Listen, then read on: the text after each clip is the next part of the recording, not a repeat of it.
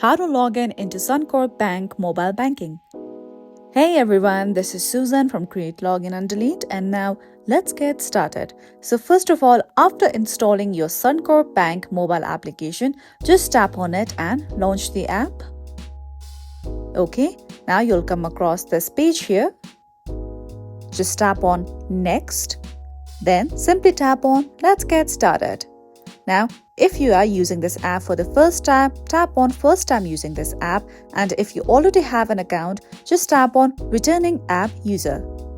Okay, now you have to enter your email address and your password, and then simply tap on Login in order to sign into your Suncorp Bank app. Now, in case if you forgot password, just tap on Forgot Password here. Okay, now over here you have to enter your details which you used to create your account. Then after entering your details, you can simply tap on Next and then follow the procedures in order to recover your account. So this is it for today. If you found this video helpful and informative, don't forget to like and subscribe.